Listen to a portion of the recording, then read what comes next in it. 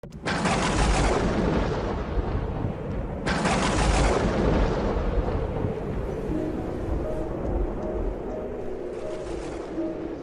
ce temps-là, Jésus, levant les yeux sur ses disciples, déclara : « Heureux vous les pauvres, car le royaume de Dieu est à vous. Heureux vous qui avez faim maintenant, car vous serez rassasiés. Heureux vous qui pleurez maintenant, car vous rirez. Heureux êtes-vous quand les hommes vous haïssent et vous excluent, car ils insultent et rejettent votre nom comme méprisable à cause du Fils de l'homme.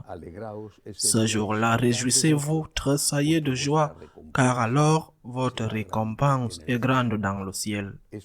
C'est ainsi en effet que leur Père traitait les prophètes. Mais quel malheur pour vous les riches, car vous avez votre consolation. Quel malheur pour vous qui êtes repus maintenant, car vous aurez faim. Quel malheur pour vous qui riez maintenant, car vous serez dans le deuil et vous pleurerez. Quel malheur pour vous lorsque tous les hommes disent du bien de vous. C'est ainsi en effet que leur Père traitait les faux prophètes. Acclamons la parole de Dieu. Quel merveilleux évangile! C'est le récit des béatitudes tel qu'il nous est raconté par Saint Luc. Regardons quelques détails.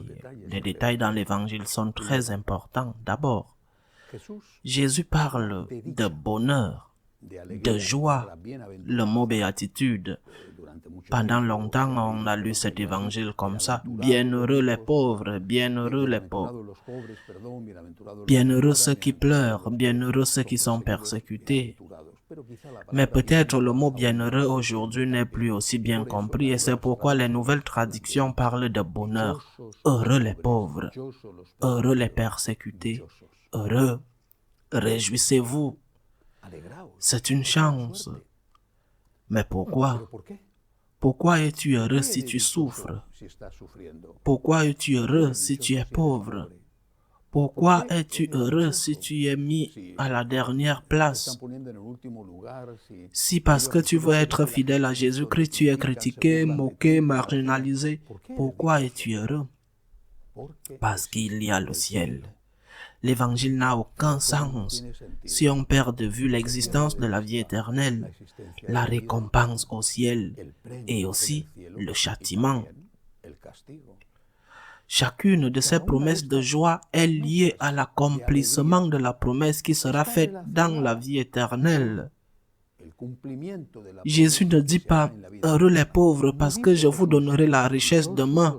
J'ai un trésor caché plein d'or et je vais le distribuer parmi vous, la grotte d'Ali Baba, avec ses immenses trésors. Je vais vous le donner. » Non, il ne dit pas cela.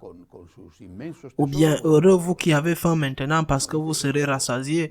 Je vais faire un festin extraordinaire. Ça va être un grand festin. Vous allez manger tout ce que vous voulez. Non, il parle de la vie éternelle. Et c'est là où est le problème. Croyons-nous vraiment à la vie éternelle? Croyons-nous qu'il existe un paradis? Croyons-nous que le Seigneur va compenser, récompenser, réparer? Il va récompenser, il va rendre justice, et il va donner à ceux qui ont souffert avec lui et pour lui, qui ont accepté de porter la croix d'un mariage qui était loin d'être parfait, des enfants qui n'ont pas été ce que les parents voulaient, des maladies parfois si dures, si cruelles, que même la médecine la plus moderne ne peut en atténuer la douleur, ou d'une persécution qui peut se terminer dans le sang par le martyre, ou qui implique de renoncer à certaines choses auxquelles tu aurais droit. Je le fais avec Jésus, pour Jésus. Alors je suis sûr qu'un jour le Seigneur me dira, nous dira, leur dira, venez bénis de mon Père. Le ciel existe et c'est pour cela qu'il y a la joie. La joie, même quand il y a la souffrance. Mais croyons-nous vraiment à cela? Parce que j'ai l'impression que nous vivons comme si le ciel n'existait pas et que tout devait être réalisé ici. La pauvreté disparue, la richesse ici, la maladie disparue, une excellente santé éternelle, pas de mort, rien ici. Et ceci presque tout le reste, les prix, les honneurs, les dignités, ici. Nous avons cessé de croire. Nous sommes des athées, même si nous nous appelons catholiques. Un catholique sait qu'il y a vie éternelle. Et un catholique se réjouit parce que dans cette vie éternelle, le Seigneur va lui donner le grand prix qu'il mérite, bien que personne ne le mérite du tout. Et il va l'obtenir parce qu'il a su être avec Jésus au moment de la croix et de la difficulté.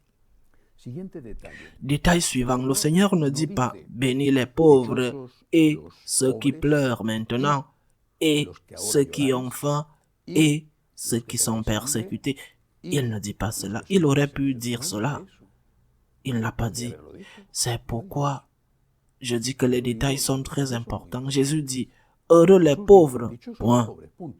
Heureux ceux qui ont faim, point. » C'est-à-dire que les béatitudes ne sont pas pour ceux qui font tout, mais pour ceux qui se spécialisent dans au moins une chose. Cela ne veut pas dire que si tu es persécuté, tu peux être un voleur ou une personne injuste, non.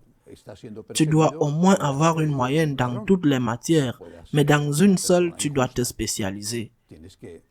Ah, tu ne t'es pas spécialisé dans aucune, alors peut-être que le Seigneur ne t'appellera pas heureux.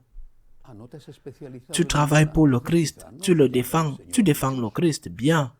Heureux es-tu, heureux, mais peut-être que tu n'es pas pauvre, ou peut-être que tu n'as pas faim, ou bien. Mais dans une chose, tu fais du bien. Dans l'autre, essaye au moins d'obtenir le minimum. Spécialise-toi, obtiens un 10 sur 10 dans une matière, et dans l'autre, un 5 sur 10. Tu ne peux pas te présenter au ciel en disant « j'ai été un meurtrier, je ne suis pas repenti, mais regarde en échange, j'ai le monde. » Tu ne dois pas être un voleur, bien sûr, mais aussi défendre Jésus ou donner le monde. Le Seigneur veut que nous soyons au ciel. Chacun de nous a reçu un don. Il y a des gens qui ont un grand cœur.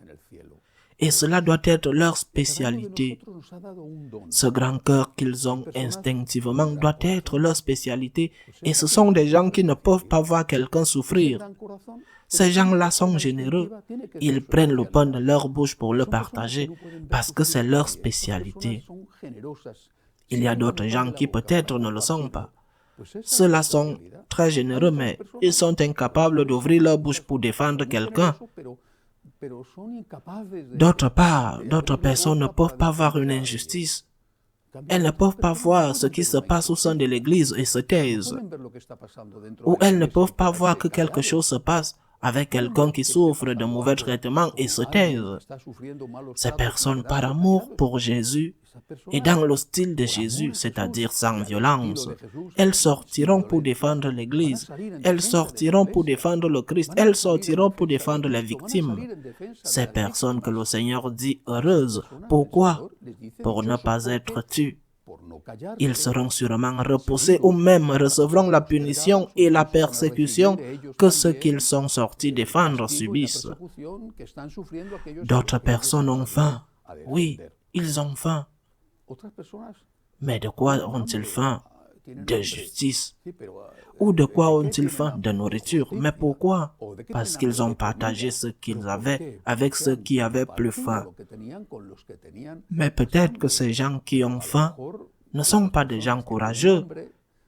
Ils ne sont pas cultivés ou n'ont pas d'occasion pour défendre le Seigneur et n'ont pas de formation. Choisis une spécialité, une béatitude. Celle qui est la plus facile pour toi, utilise-la.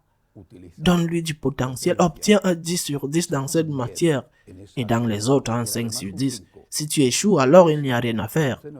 Un 5 sur 10 dans les autres matières, mais au moins un 10 dans une. Si tu peux obtenir un 10 dans toutes, tant mieux, mais obtiens un 10 dans au moins une que tu peux écouter ici-bas, et quand l'heure de ta mort viendra, tu pourras écouter les paroles du Seigneur. Heureux es-tu, tu es devenu pauvre. Tu as eu faim pour aider ceux qui étaient plus pauvres que toi. Heureux es-tu qui étais malade et n'as pas demandé l'euthanasie. Tu as demandé les analgésiques, des soins palliatifs, mais tu n'as pas demandé l'euthanasie. Tu as porté ta maladie avec moi. Heureux es-tu. Heureux es-tu, toi qui es intervenu pour moi, ou qui as défendu ceux que personne ne défend, ceux qui n'ont même pas de voix comme ceux qui ne pouvaient pas naître et qui sont tués par l'avortement. Heureux es-tu, qui pour cette raison est persécuté ou repoussé. Heureux es-tu. Il y a vie éternelle et le Seigneur tient sûrement ses promesses et nous pouvons donc nous considérer comme heureux. Loué soit Jésus.